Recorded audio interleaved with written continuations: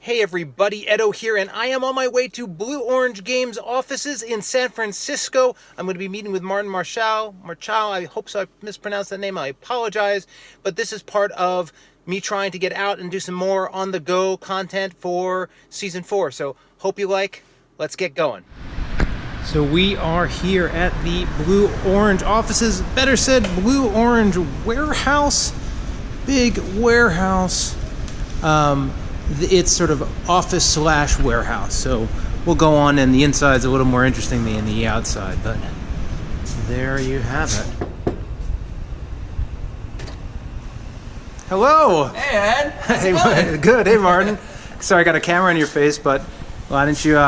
And so, as I said, this is this factory building that's also now an office space, and it looks like you guys have quite a few awards here. I don't think I'm going to go slow enough for you to see all of them, but over the years we've got a lot of awards from our retailers or all the different toy associations. Awesome.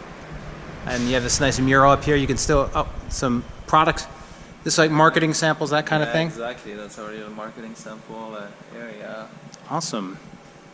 And so again, you guys, this is also a warehouse, so please, ignore the warehousey part. Yeah. So one part of the office used to be a warehouse. So yeah. And then you have office space down in here, exactly. and across the way. Yeah. Quite a nice set of games.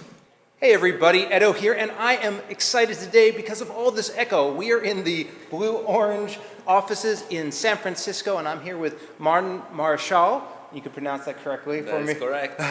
And Martin is the VP of Marketing and Sales for Blue Orange, and thanks for having me here. Thanks for coming to visit us. Very exciting day today. Yeah, so this is part of, for Season 4, getting out and trying to get on site in more locations. This was actually a warehouse for packaging and shipping, but that's now moved somewhere else, right? That's correct, yeah. So we're actually located in the Dock Patch, which is an historic location here in the city of San Francisco. We, during our humble beginnings, used to store our games here, as well as using it as an office. And as we kept growing, we now have acquired a warehouse in Oakland. Yeah, and certainly growing by making a bunch of awesome games. Obviously, King Domino just won the spiel, and then you have Queen Domino and Photosynthesis and the Dr. Eureka line and the Doctor line, so lots of amazing stuff. One of the things that's been interesting and I'm curious about, so Blue Orange has always been family games and very bright and colorful products, and I think with New York 1901, maybe 2 years ago or 3 years ago, you sort of transitioned and moved more into the big box space. That's correct. Can you just talk about that and what was the drive and how that process has gone?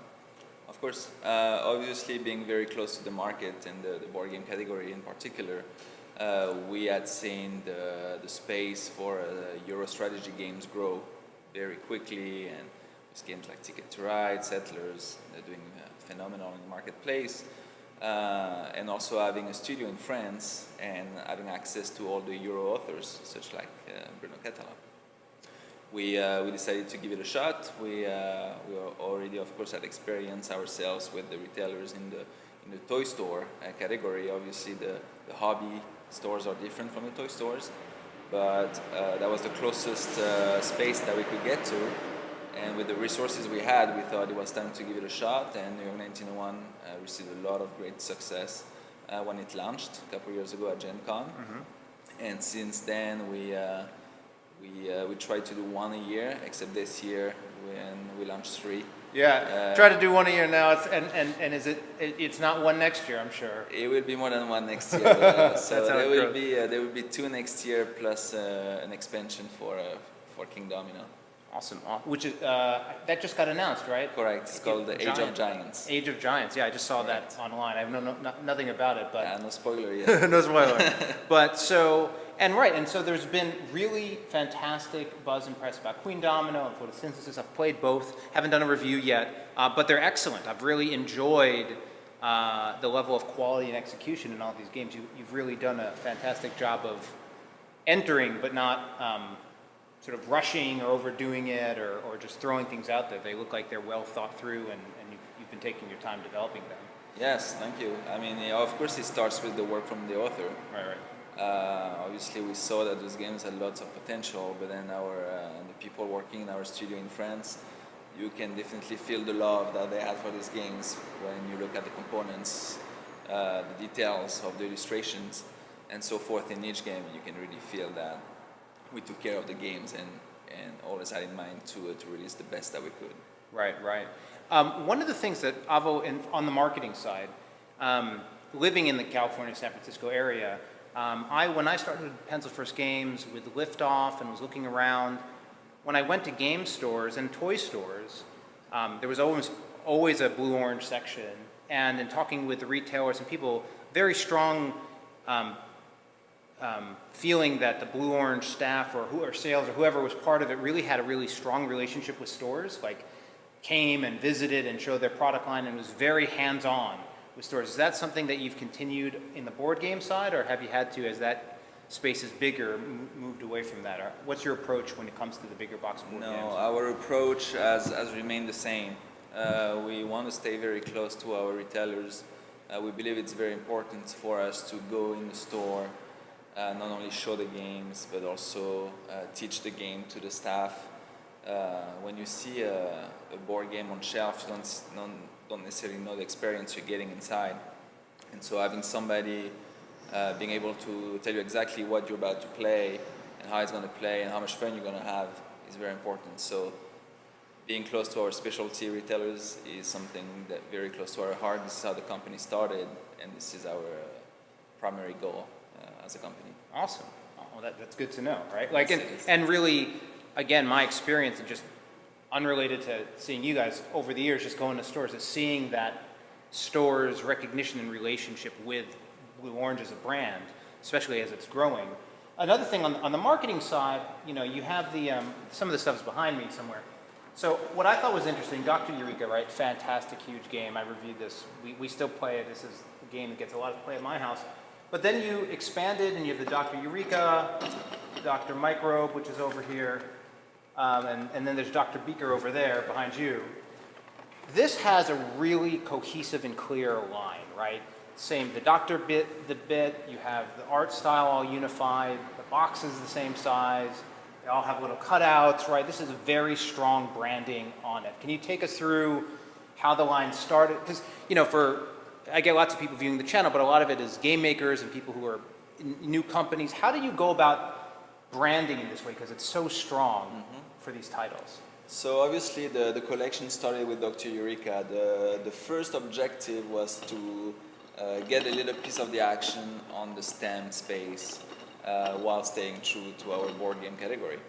So when we reviewed Dr. Eureka from Roberto Fraga, we instantly thought we had a big hit on our hands.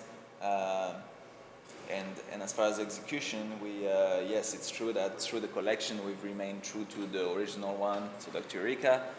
They're all dexterity games. They are all dexterity, speed, logic games. So this is where we set ourselves also apart a little bit. There are a lot of logic games that are just one player, but there are not as many games that are logic races where 2, 3, 4 players can play. So that's something different. So they are all the same type of games, and they all have very interesting objects taken from the lab, of course, whether it's the test tubes, the petri dishes, or the beakers. And we try to separate them with colors. So you see one is orange, one is blue, one is green. We introduced our first female scientist, Dr. Microbe. The other two are different scientists. So yes, it's a very cohesive line based on Dr. Eureka, but the games are play very differently, and they feel different in the store yet. And with the focus on STEM and education, do you actually sell these into schools, or try to have any school representation, or is it still mostly retail and consumer? So we do go to schools, and we play games in schools with the kids. We tend to then drive those kids to our specialty retailers. But yes, of course, there are a lot of teachers shopping in specialty stores. So obviously, it speaks volume to them they know those are games that are going to be able to use in the classroom, and we get a lot of good reviews for that, for sure. So, and then when it comes to, so there's this line, but when it comes to the bigger box games, New York, you had Vikings, King Domino, Queen Domino, these all have really fantastic individual branding, but it's not as clearly sort of cohesive. Is there underlying approach you have to the big box games, or is it more find a great game and then just execute? Yes, it's definitely more finding a great game that fits within what we're looking for. As you can tell, we haven't gone into like deep strategy or very long game. So we're looking for games that have strategies, but they still remain fairly short to play, and they can be played by pretty much everyone in the family. Right. But other than that, we get the game, we think about the best theme possible, and just go for it. Yeah. Awesome. And then another question that often comes up when it comes to, and this is just general, but when it comes to creators and designers and people who are interested in shopping their game and finding publishers, Yes. Does Blue Orange as a company accept design and product solicitations? Do you only reach out? What's your approach when new designers or creators want to? It goes both ways. We are happy to receive any new invention that you creators have. Feel free to go on our website and reach out through there. Somebody will get back to you, and from then on we will review the game, whether it's here in the US office or in our studio in France. Our studio in France tends to be more involved with strategy games, Euro-style games, than us here. But obviously, authors that we've had long relationship with, we are constantly in touch with them to make sure that we are the first one. You want to see the game first. We want to see the games first, yeah. Before anyone else gets it, let's show it to me. Exactly. Cool. Well, I think the last question that I have is a little bit more personal. All right. A lot of different people are coming up in the board game industry and all these different jobs and professions. You're now in charge of marketing and sales.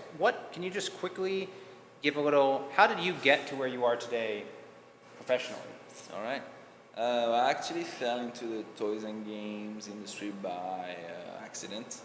After college, I was looking for a job and was lucky to get my first job at a company called Waymo, which is an iconic company in the US. And I worked there for 7 years, handling same marketing, product development, and sales, but for toys. So it was frisbees, hula hoops, slip and slides. Something very different from... Those are memories, man. I know.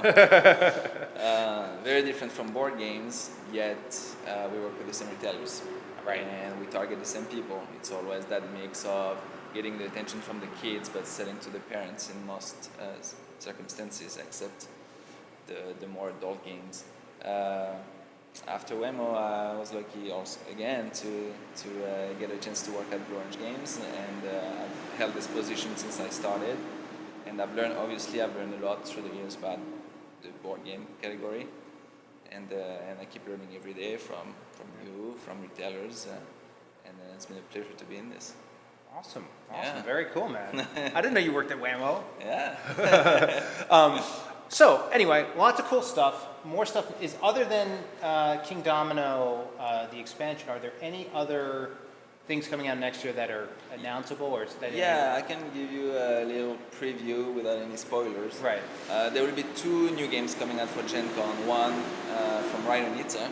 Oh, cool. Yes, and another one from Bruno Catalag.